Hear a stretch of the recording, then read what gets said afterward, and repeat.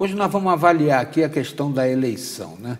Porque o povo não está entendendo muito bem como é que a gente deixou de ter 2 deputados federais na região para ter um só, e tinha um deputado estadual, passou a ter 2, né? Que são vocacionados do Vale, e teve uma votação muito grande aí para o PSL, né? Foi na cauda do cometa Bolsonaro, ou também teve um fator de religião a impulsionar tudo isso? Nós vamos avaliar essa questão com Leandro Besseneri, que é cientista social e doutorando em demografia.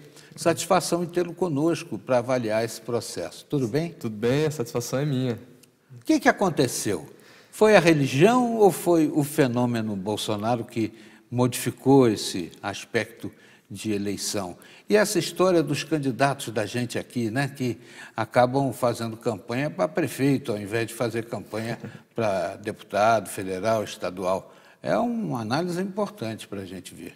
Sim, eu acho que é uma análise bastante interessante que a gente tem que fazer, né? Não só sobre a perspectiva política em si, mas olhar o panorama geral com aspectos sociais, políticos, econômicos e demográficos, né? Se a gente for pensar, por exemplo, no contexto que a gente vinha vivendo aí nos últimos anos, né, de 2014 para cá, então um contexto de crise econômica, de explosão de escândalos de corrupção, né, tudo isso impulsiona as pessoas a tentar mudar seu voto de alguma forma.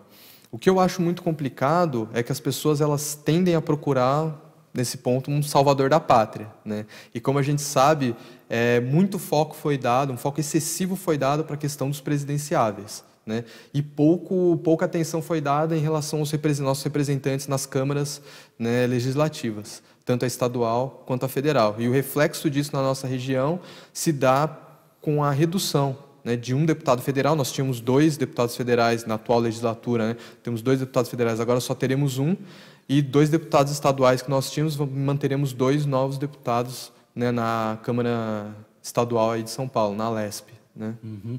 Agora, a gente fica vendo aqui essa coisa, a eleição me pareceu esse ano plebiscitária. O cara escolheu sim. direita ou esquerda e foi realmente o que Isso emplacou. se a gente pensar um pouco em relação aos presidenciáveis, né? Em relação aos deputados, até mesmo a governador, é uma situação ainda um pouco nebulosa, né? Mesmo que tenha, por exemplo, o PT tem a maior bancada hoje, seguido aí pelos apoiadores do Bolsonaro, impulsionados aí por esse partido PSL, e aí a gente tem as bancadas do Centrão, né? Então, muitos deputados foram eleitos, e pessoas votando em deputados sem saber ao certo sua identificação ideológica, né, seu posicionamento ideológico, e sem perceber também a importância de se governar utilizando, né, se governar sabendo, tendo como base um Congresso e um Senado, não, um Congresso, a Câmara dos Deputados e o Senado, um Congresso Nacional, para apoiar o seu candidato à presidência, né?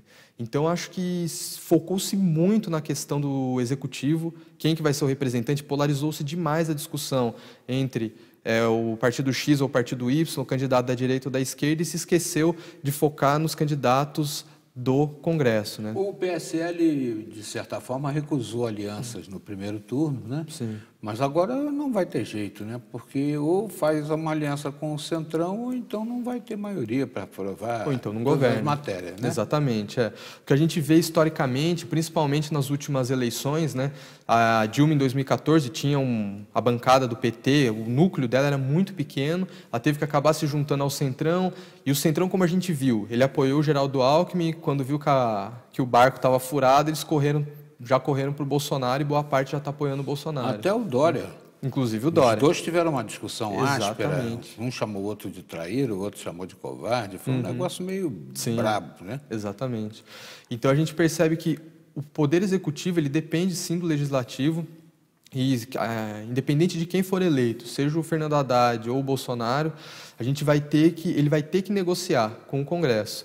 E aí que está, porque ele vai ter que negociar com o Centrão, né? Então, vai ter que tentar puxar o Centrão para o seu lado, estabelecer alianças para que ele possa governar. Temos casos aí na nossa história política do nosso país em que isso não foi feito. Então, se a gente pensar, por exemplo, no governo Collor, no último governo Dilma... Deu quase impeachment, só não deu impeachment porque ele renunciou antes. Exato. O povo fala muito em impeachment do Collor, mas não chegou a acontecer impeachment. Houve a votação, né? Mas ele renunciou. Ele renunciou antes, aí o ministro Sidney Sanches, na época, prosseguiu o julgamento para torná-lo inelegível, mas ele não levou o impeachment, não. Sim, e depois a gente viu a Dilma Rousseff, o que aconteceu, a mesma coisa. Então, assim, se tentar governar sem o nosso parlamento, né, sem as duas casas do nosso Congresso Nacional, aí o Senado e a Câmara dos Deputados, fica realmente complicado, né?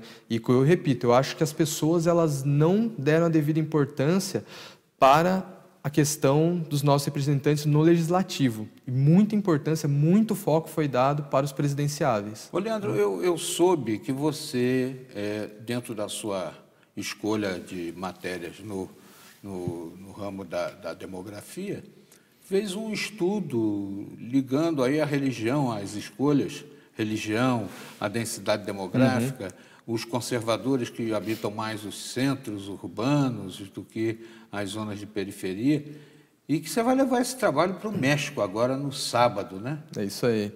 A gente fez um trabalho, na verdade a gente já vinha estudando o perfil sociodemográfico, né, das diferentes categorias religiosas que nós temos no país, isso com base nos dados do censo. Né? Nas últimas pesquisas divulgadas pelo Datafolha no primeiro turno, juntamente com outros 2 colegas, né, nós fizemos alguns estudos e a gente pôde identificar o voto das vertentes protestantes, né, dos evangélicos, esmagadora maioria no candidato Jair Bolsonaro, né? A gente tem aí uma maioria de católicos, por exemplo, votando no Fernando Haddad, temos muitos ateus, né? Essas análises com base nos dados do Datafolha, né? E aí a gente cruzou isso, que eles divulgam essas informações por grupo socioeconômico, religião, enfim.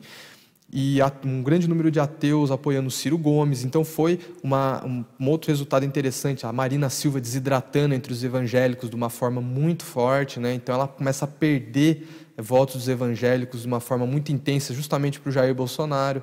Quando a gente tem, por exemplo, o Edir Macedo... A propósito da Marina, né, hoje eu vejo na internet, né, no WhatsApp, aliás, uma charge de um disco voador e ela sendo abduzida. Quase os votos dela sendo abduzidos, né? É quase isso. E a gente vê que, a partir do momento em que o Edir Macedo declara votos, né, declara seu voto, que até aí ele estava no centrão, com aquele partido dele, o PRB, né? Ele estava no centrão ali, não sabia muito bem quem apoiar, tinha acabado indo para o lado do Geraldo Alckmin, não deu muito certo, e aí ele acaba agora declarando voto no segundo turno no Jair Bolsonaro, né? No primeiro turno ele fez isso, né? E no segundo turno também. A partir do momento que ele declara um voto nesse candidato do PSL, na mesma semana o candidato já tem uma alta enorme do número de votos, na casa de 7%, né? Isso captado pelos dados do Datafolha, né? Então, assim, é importante também de considerar essas transformações religiosas que o Brasil vem atravessando. E esses institutos de pesquisa que façam meu favor, né? De vez em quando dão umas pisadas na bola, cada um tem um dado, um discrepa absolutamente do outro, aí quando chega perto da eleição muda tudo, o quadro, negócio... Eu sou absolutamente contra essas pesquisas, acho que elas induzem e manipulam. As pesquisas induziram, com certeza, porque quando a gente viu o cenário já se afunilando pelas pesquisas no primeiro turno, muita gente mudou seu voto e já foi para o voto útil. Eu vou te pedir para a gente continuar avaliando essa questão na volta da entrevista. Leandro Bessanelli é cientista social, doutorando em demografia e está mostrando para a gente um quadro interessante que ninguém mostrou até agora, essa questão da religião e da divisão da influência de cada credo no processo eleitoral desta eleição. Ele volta já já. Não saia daí.